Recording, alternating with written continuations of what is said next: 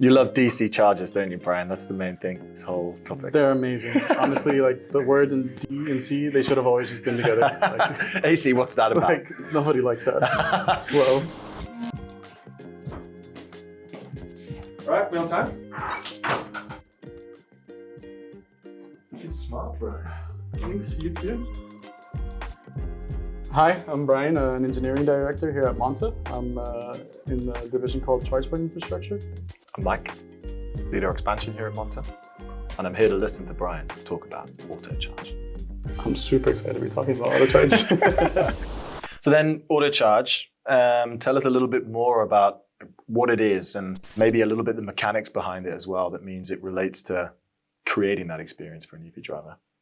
Yeah, so basically, if we go back a little bit and look at what the Tesla charging experience is, is you go into an app. The first time you're setting up your payment details, you link it to your car, and then more or less you're done with having to set up or use any app. You go to a charging station, you plug in your car, and then the car automatically starts charging.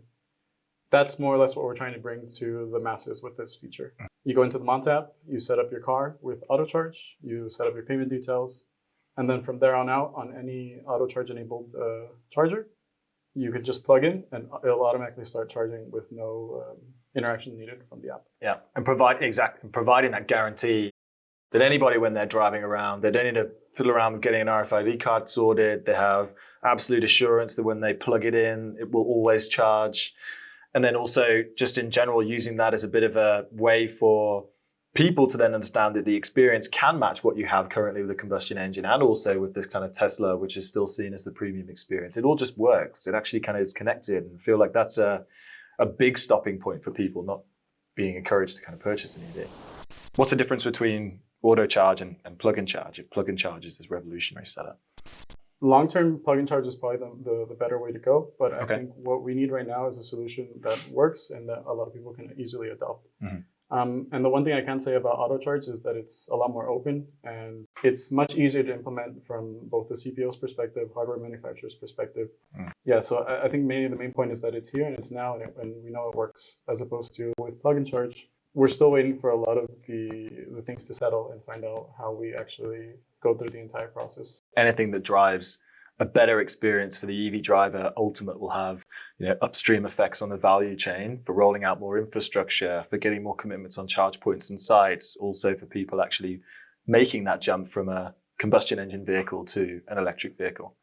Definitely, yeah, and the less, like the more hurdles that we can reduce inside of the EV charging experience, the easier we can make it for people to convert over to EVs, and that means more drivers, more need for chargers. AutoCharge sounds great. It's all about the experience, but who really benefits from the implementation of AutoCharge? It's hardware manufacturers. I think any charger that supports AutoCharge is going to be a lot more easy to sell and better liked by users. CPOs, if they have sites that are that have implemented AutoCharge or support AutoCharge, the user, their charging experience is going to get a lot easier.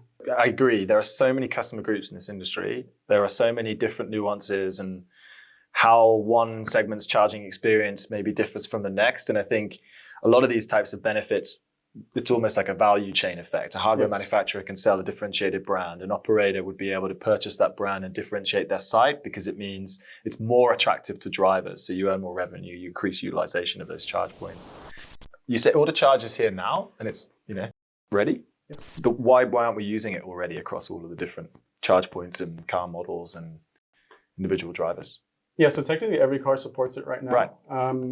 It's just the hardware manufacturers that kind of need to build support for actually giving us the data that we need to make the feature work. Yeah, I agree. I kind of see it playing a role for a hardware manufacturer to already differentiate their product out in the market. There are lots of different brands and models out there. Will your model deliver the best and most secure experience ultimately for the driver? That will be a very strong selling point. And then as an operator, maybe that's just a couple of further steps down the chain, but they would be choosing those types of sites and trying to advertise to increase the utilization of their charge points so that they get people coming in. From my personal perspective, if I see a site that supports AutoCharge, that's the one I'm going to drive through because they don't have to worry about an app or anything like that. I just go there, charge. Can you go into that a little bit more? What is it specifically that a hardware manufacturer needs to do to be able to be compliant with the AutoCharge protocol, or is it our specifications that we're putting out there? So it's already a more or less defined protocol, but what they need to do is they need to expose specific information that they already have in the charger, because this information gets transferred when you're doing a DC charge, and just send that information through OCDP to the charger, or to Monta, sorry. Okay, so, Monta, we like being concrete, precise. Can you give us some concrete examples of how you want to help hardware manufacturers kind of come to the table with providing this data?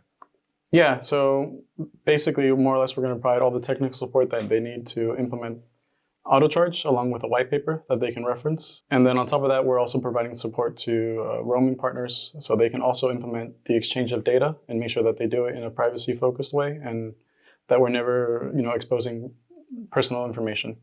So I would say those are the kind of two initiatives that we're taking as a software provider to help hardware manufacturers get over that line and get this feature implemented, as well as roaming partners.